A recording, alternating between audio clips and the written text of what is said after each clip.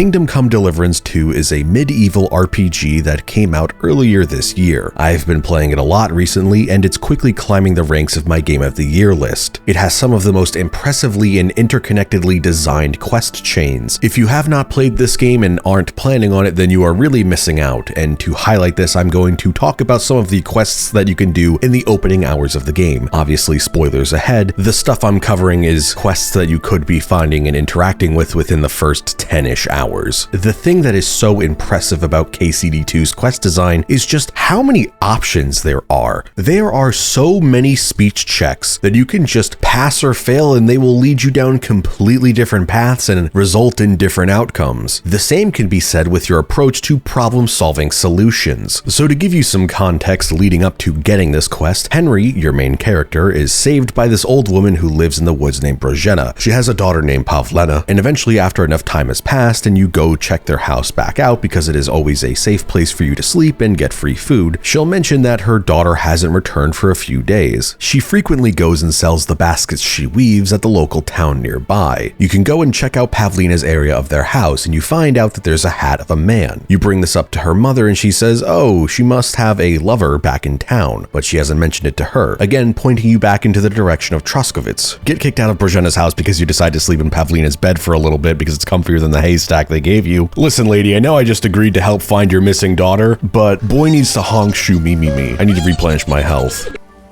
Piss off!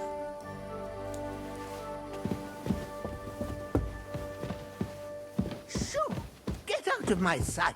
Now that we've pissed off the only person who has been nice to us in all of Bohemia, start heading over to Cvit. Get into a random encounter because this game is made by evil people. These are evil times, Henry. End up dying because you did not get to fully heal up Brozhena's house because she kicked you out early. Reload a save, start walking to Cvit again. Get into a different random battle because this game was designed by Adolf Hitler. Evil times. Win this combat encounter, finally get to Cvit. And depending on what you did leading up to this point, Cvit already probably doesn't like you, as you started a bar fight and got in trouble with the law, and who knows what else you did for a few other quests which could have hurt your reputation. They already do not like outsiders, so getting information that's useful is pretty difficult. Eventually I found a housewife that says, oh, I've seen Pavlena, she hangs out with this boy that works for the woodcutters over there. My husband Dushko should know more about it, go ask him. So you hunt down Dushko and Dushko's like, oh, I haven't seen Roman anywhere, where could he be, that lazy bum, we need to go cut wood. He tells you how he tried to look for Roman, but he couldn't get into his house because it's locked and he didn't want to break it down because he has a reputation to uphold. So he tells you, oh, you could do it. You have a speech check to have him help you or give you money, but I didn't attempt those because my stats for those roles were not very good and I didn't want to fail them. However, I did pass a speech check which allowed me to have him continue the story of why Roman and Pavlena were thinking of leaving to a town where nobody knows Pavlena or her mother. It turns out she's actually pregnant with Roman's child. So you head over to Roman's house and you could either break in using a lockpick, which was my introduction to the lockpicking mechanic, or if you're not blind like I initially was, there's actually a ladder right there that allows you to climb right into his front window. Turns out, yeah, they've been here recently. They had food out on the table and there are her baskets. So you go back over to Dushko, tell him what you found, and he goes, oh, they have a lover's spot down the road. Why don't you go there and check out if he's there? So you skedaddle down the hill, you find the lover's spot after he tells you, hey, don't walk in on them having sex. It'll be very awkward. Don't forget to also break both of your legs because you fell from a small little height off of a big rock because you underestimated the fall damage of this game, and you see the lover's spot and it's covered in blood. You find a bloody rock and Henry goes, could have been used as a weapon. Steal all the food out of the picnic basket because Henry needs his num-nums and they're clearly not going to need it anymore. You also find a rag and he mentions your dog Mutt, who you got separated with at the start of the game. That's an entire quest chain of its own, and he says that if he had Mutt with him, he could have the dog sniff the rag and help possibly find some more clues. I keep walking and following the trail of blood until I find a pig that is eating out of a mud hole. It turns out in the mud hole is a body. The body must have been buried here and the pig dug it up and started eating it. Meanwhile, I hear a guy calling out for a pig and I go up the hill and I find a pig herder who's like, oh, where's my pig? I can't find my pig. And you tell him you found a body and he goes, oh, that's Roman. Who could have killed Roman? This isn't even an exaggeration. This is actually what he sounds like. Christ above, that must be Roman. There ain't no other young redhead in the village. You ask Hugo the pig herder if he has seen anything suspicious, and he mentions how he saw one of the farmhands running from the woods in a hurry with a shovel, thinking that, oh, he may be the one that killed him, or at the very least buried his body. The farmhand is named Straw. After this conversation, I thought to myself, well, I don't really have any evidence to accuse this guy in town. All I have is this eyewitness report from someone I don't exactly think is all that reliable or bright. Ladybird! The town is already not that big of fans of me because of the bar fight earlier, so I did not want to risk confronting the wrong person and end up failing the quest chain or locking myself out. So I decided now is the time that I should try to reunite with my dog so I could use it to sniff the rag and see where it'll take me in this quest chain. So I walk out of Troskovitz past Brozhena's house to one of the multiple objective markers of where I could look for leads as to where Mutt is. The innkeeper tells us multiple stories and news reports of people running into packs of wolves that have also seen dogs with them. He tells us to go check out the Fisherman's Lodge that's up north. He also mentions the gameskeeper of the area and how he hasn't been over to the inn to buy drinks in a while and how he's his best customer. He requests that we go check in on him and that we could also possibly get some information about our dog from him as well. He also mentions Siegfried the sheep herder northeast of here who has been dealing with wolves and dogs that have been killing his sheep. So we walk our goofy ass all the way to the fish shack and find out that, oh no, he doesn't know anything about this. He hasn't seen any dogs, but he points us back into the direction of the gameskeeper and Siegfried the sheep herder. So then we walk all the way to the gameskeeper's house, get attacked by some guys and die and have to reload because this game is designed by terrorists. Get to the gameskeeper's house and his wife is worried because he's actually been missing for 2 days. As we would find out, he has quite the drinking problem and hasn't been seen since and may have gotten hurt or lost out in the woods. After we agree to help her, partially because Henry is a good boy and because we are a selfish bastard who needs information about our dog, she tells us to speak with their son Vitek. Their son is very much not a fan of his drunken antics and doesn't really care what happens to him, but because I pass a speech check, he tells us where his father likely last was. The thing I really like about the speech checks in this game is that you don't know if you succeed or fail until after the conversation is over. Obviously, sometimes based on the dialogue you are hearing will give you an insight into, yeah, I probably passed this, but it does keep you in suspense the whole time. So we continue on north to the river, as he was supposed to be hunting around that area, only for us to hear this.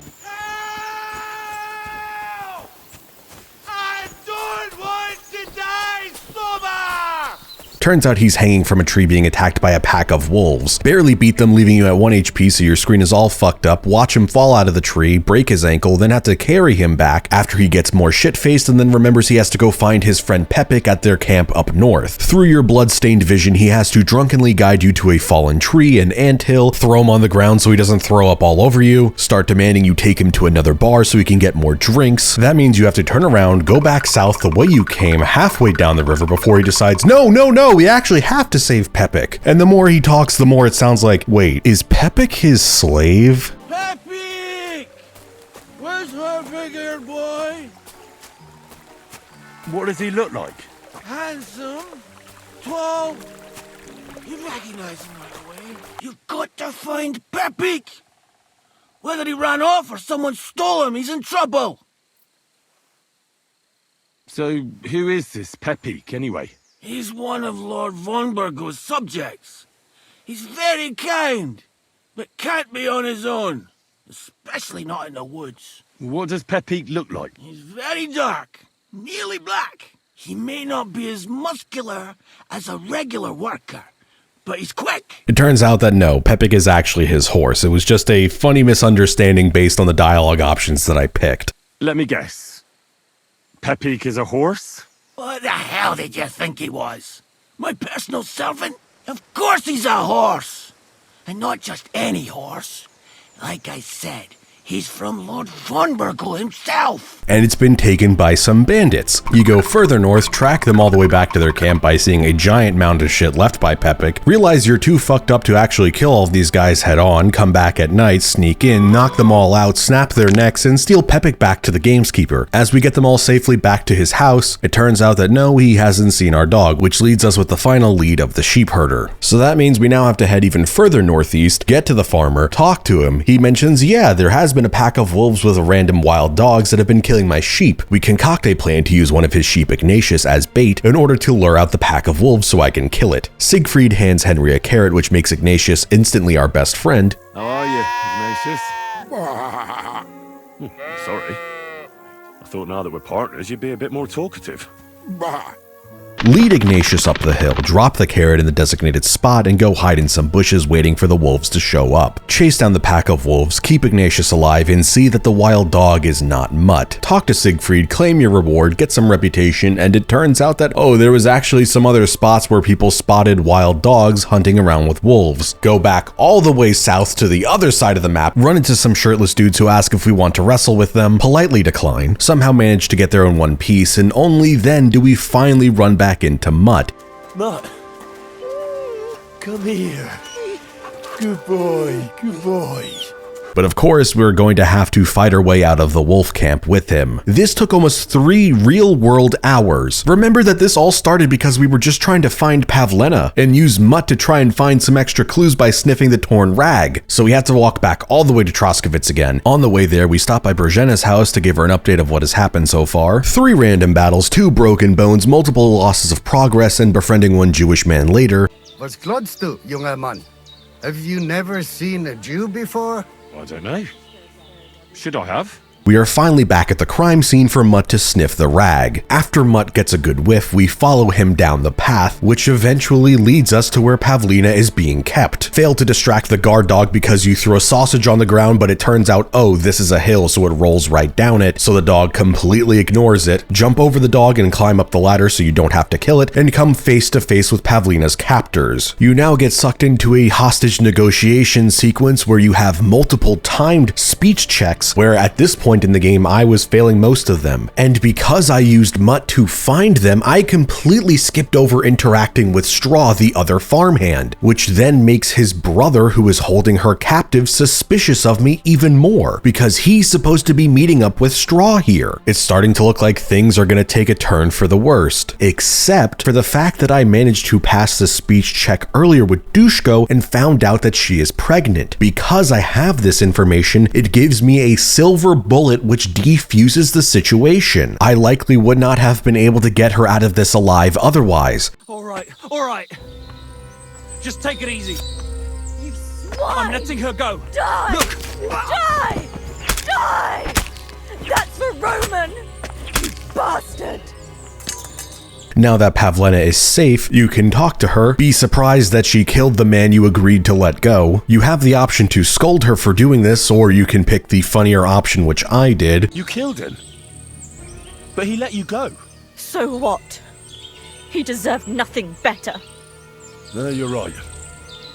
He had it coming. The one important piece of this conversation is that I promised to not tell anybody that Pavlena is pregnant, not even her mother. After we get teleported back to Brzena's house and explain to her everything that has happened, you have the chance to finally find out what was the reason why all of this started. See, I had a speech check at the start of this quest to find out why they were kicked out of Troskovitz, but I didn't think my stat was high enough and I didn't want to push things in a tense situation. Only now was I able to find out what truly happened. I do want to leave some surprises, so I'm not going to get into it in this video, you'll just have to find out for yourself. But Brzena says because of Yakish's grudge, they will never live in peace as long as he is alive. So she asks us, Henry, please kill this man. You have a speech option to decline this, along with another speech check to try and defuse the situation and convince her to let it go and let bygones be bygones and live in peace. Obviously, I did not pass either of these, and I wanted to stay in the good graces of them, so I agreed. What happens next is what convinced me to make this video and had to share my experience of this game because it is honestly magical and fucking hilarious. I go back to Troskovitz, I find him hanging out at the bar that we got into a fight at the start of the game, and I successfully intimidate him to leave Brzena and Pavlena alone. He even gives me some money to help quell things over, which I could either keep for myself, get half of, or give completely to Brzena and Pavlena. I chose to give them all of the money because they're going to need it for the baby, and this seems like the best outcome as everybody is happy, well, except for Yakish, but fuck that guy. So all said and done, a happy ending. But I wanted to see what else could happen, so I reloaded my one save that I made right before this with the very limited save making items, and I decided that this time I'm actually going to see it through and I'm going to kill Yakish. The boring way to kill him would be to wait until it's nighttime, find out which home he's in after following him back from the bar and kill him in his sleep. I decide to try and see if the game is much more open-ended and can do something a little funnier. See, remember how I said at the start of this video that the people of Troskowitz do not like outsiders? Well, at the table next to him are some Cumans. These are the Hungarian mercenaries that are found throughout Bohemia. So then I do this.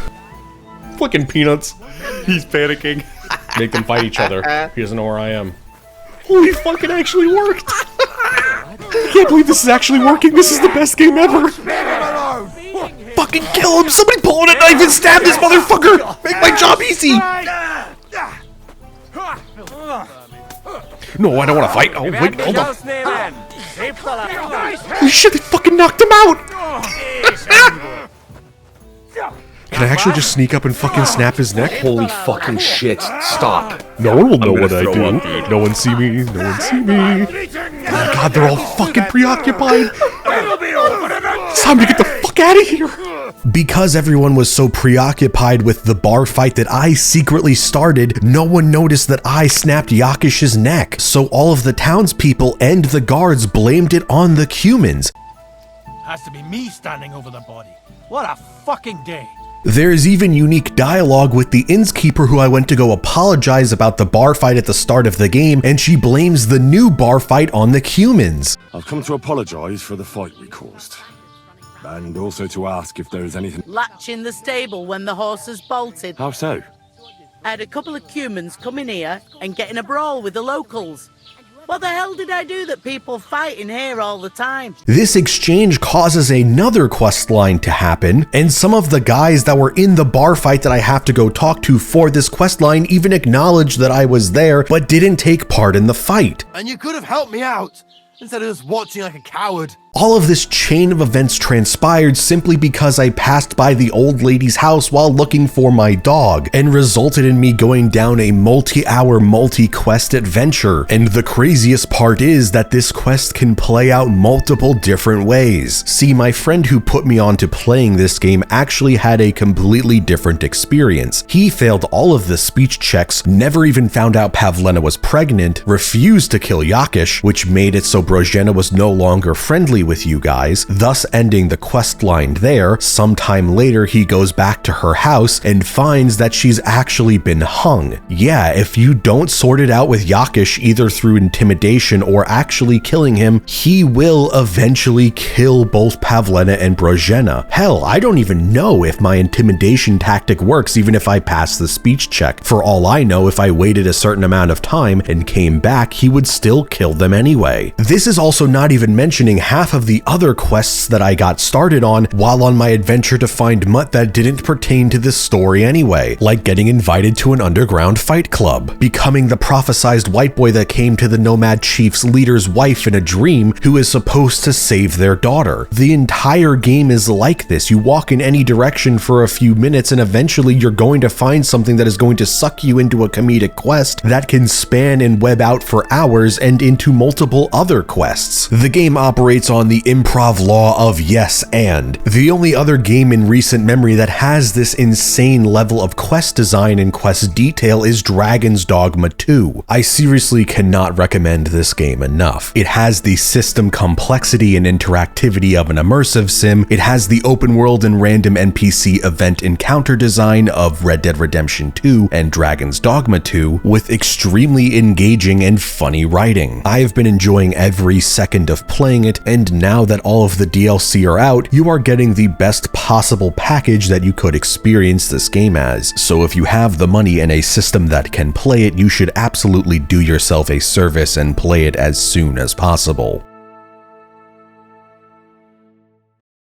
If you've made it this far into the video, I just want to say thanks for watching as always. If you really like the video, please leave a like and comment and pass the video around. If you really like these videos and the channel, maybe consider becoming a patron on Patreon. It is the best way to support me directly, with multiple tiers including a $3 voting tier, allowing patrons to pick what is the next upcoming multi-game review. I also have a $7 tier that allows you to view rough cuts of upcoming videos. Some of those currently include my eventual Drakengard retrospective. I'm now going to shout out all of my $5 and up patrons who really help support the channel. Andy F, Bully, Densha, Turbo Chicken, Mataru, Strawberry Tofu, Scary Dinosaur, Quartz, Kevin Velasquez, Lotto, Saiyan Heggy, Medi Not the Bad Guy, Burley, Dev Welkin, Chikun Highwin, Vaso, TV Head, Friday Night Fragging, Metal Cactus, Ben Johnson, Chichometrius, Ekfrazo, Nicholas Pedinato, Leon, Buckets, Sean the Berserker Fighter, Shisuji, Jacob Hamilton, Ben Olberg, Neutral Guy, Trevor, Kilowog, and Dan XDXDXD10. Thank you so much, everyone. If you're a card game player of any kind, I have a TCG Player affiliate link in the description below. All purchases you make using my link will give me a small kickback.